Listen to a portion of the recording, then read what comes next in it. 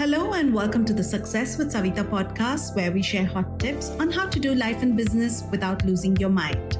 I'm your host, Savitha Nanjappa, entrepreneur, high-achieving 9-to-5er turned transformational success coach, helping you create a wildly successful business. Come hang out with me and other fabulous humans like you every week for stories and chats packed with a healthy dose of tips, resources, how-tos, and real talk. Side effects may include a happier and more confident you with each passing day.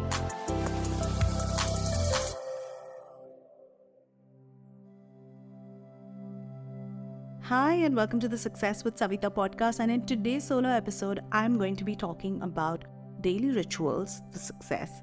For the next 10 minutes, I'm going to be sharing with you the routines and rituals that have helped me. I've tried and tested them.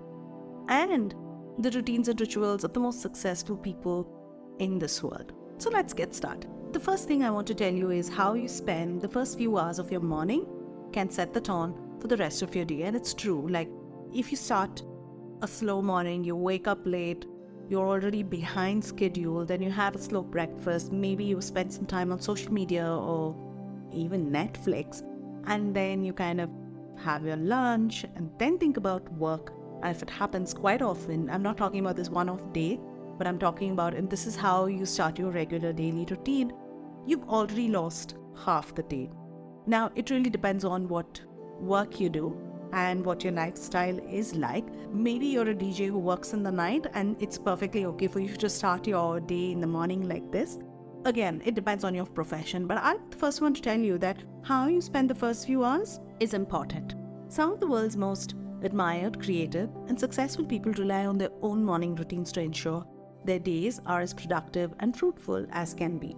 My first daily ritual recommendation for success is not the morning routine, that comes second, but my first ritual that I recommend, my first step for you is, are you living your life by design? And this is important. How would you like to live your life? What is this life design? What is this template that you can create for yourself? How do you want to be living each day? What kind of lifestyle do you want to be living? What kind of work do you want to be doing?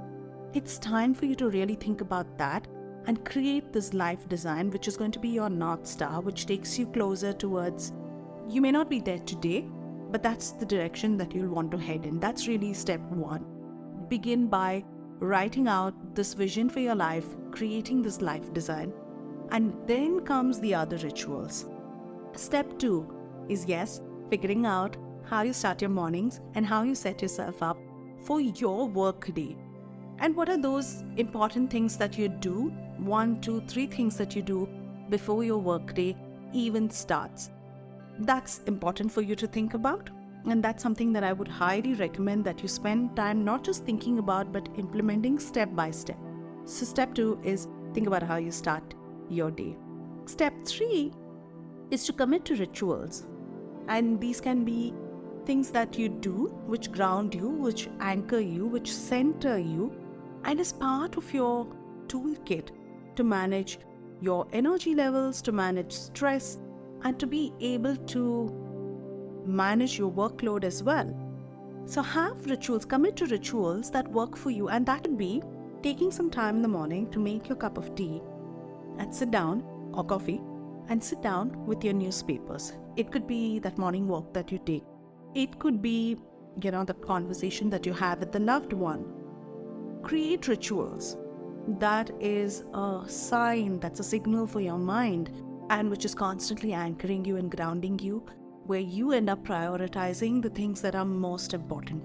And these rituals can be there for the morning, for the evening, for weekends. These are things that give you centeredness, that give you a sense of balance.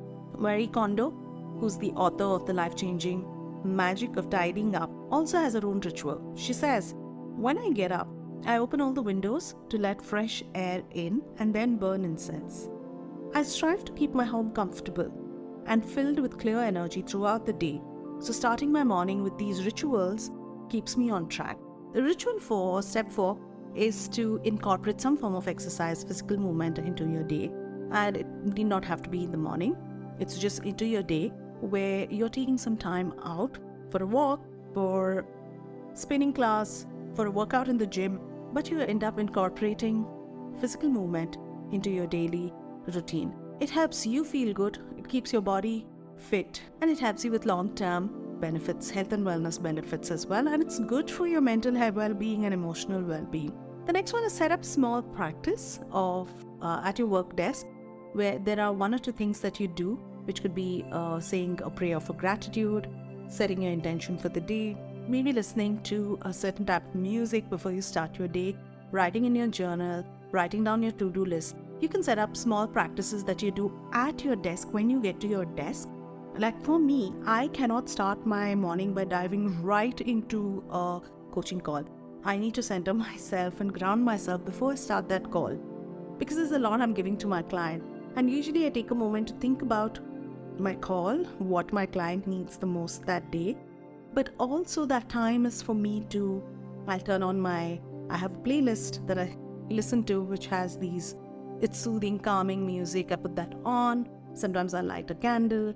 I have my little crystal, my pink crystal that is for peace and calm that I keep on my desk. Now these are practices that I like to do. Someone else may like to do something else. It may be a conversation with a colleague or your morning cup of coffee that you do when you get to work. Have this little practice that you have at your desk before you dive into your day. Oprah Winfrey says, wealth is not measured by dollars and cents, but by the love we make, the laughter we enjoy, the meals we share, the dreams we experience, and the hopes we create.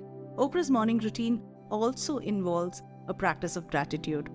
So, set that up. And my next daily ritual for success is to incorporate reading, okay? And do not read a book, essential reading for your work, for your business. Maybe that business book that you've got to read, either to upgrade your skills, as in my case, or to keep up with what is happening in the business world, in the marketplace, in terms of what I need to know. I realized for some time now that I was reading a lot of these business books, but at a very superficial level. I wasn't really making notes, putting down these highlights, having these strong takeaways, or even taking away something that I was going to apply immediately to my work. I was just reading these books and I got done with the book. Now, for me, I realized that I shouldn't be reading these books one before bedtime, like I normally do, but instead schedule a study hour, a reading hour, and sit down and read and make these notes and have these takeaways from the book. So I'm actually applying what I'm reading and learning to my work.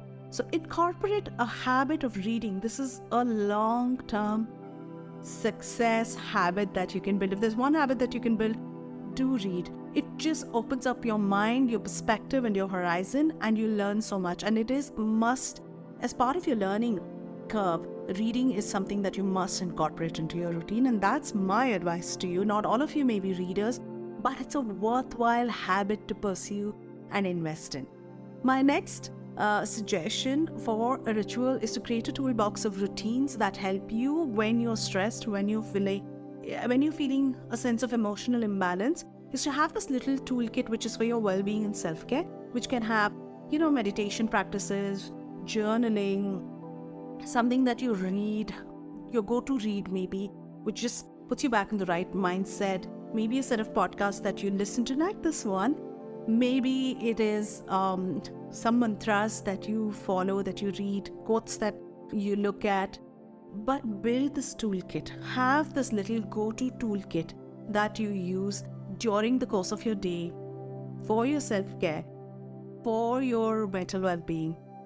This is going to keep you in good stead, because when you feel stressed, this is your stress relieving toolkit that you would go. My next one is about managing your energy, which of course the toolkit helps, but also another thing that helps is making sure that you are having your meals on time, you're having nutritious meals, healthy meals, where you're not, skipping meals, delaying it, and then having this energy slump. Most people struggle with their productivity if either they're struggling with time, where they're not managing their time well, or it's energy, where you have the time but you sit down to work but you feel tired, or it's an attention issue, right, where you have the time, you have the energy, but when you sit down to work, you get distracted. Now, you want to manage your energy well, which means making sure you're eating well, you're sleeping well, and that's where the physical movement also comes in. But if you're not doing the other two things, if you're not getting adequate sleep, especially REM sleep, it is going to have an impact on your health. Read about Ariana Huffington's story and you'll know what I mean when I talk about sleep. My last ritual for you is manage your calendar well. Like, create a to-do list, write a to-do list every day, follow it, pre-plan, have an overview of what your week is going to look like, what your month is going to look like. Calendar it. I literally live by my calendar to the extent that if something is not in my calendar, I forget. I don't end up doing it. It could even be a meeting that I end up missing. So I really need to put everything on my calendar. Start by doing that, and you will find that you feel far more in control of your time, of your day, of your work, of your outcomes, and it's really going to help you get to your goals faster. So live by your calendar, have these to-do lists, organize yourself well. It is really one of the keys to success. With that, I come to the end of my daily rituals for success. I hope you find this useful. Try them. And you do not want to try everything at the same time. You want to start by adding 1, 2, 3 couple of things. You could look at the morning routine. You can then figure out your evening routine. And there could be some things that you add in the day. With that, we come to the end of this solo episode. Let me know what you think in the comments, or leave me a DM on my Instagram, or leave me your feedback. And I hope to see you again next Thursday with my next solo episode. Thank you for listening to the podcast. If you like this episode and you want more, you can go to the show notes on my website, which is successwithsavitha.com/podcast. If you like what you've heard so far, I would be grateful to you if you could leave me a 5-star review, subscribe to this podcast, and share with a friend who may find this useful. You can also follow me on my Instagram @successwithsavitha and DM me any questions you may have, and I will be happy to answer them for you. Until the next episode, believe in yourself and all the best to your success.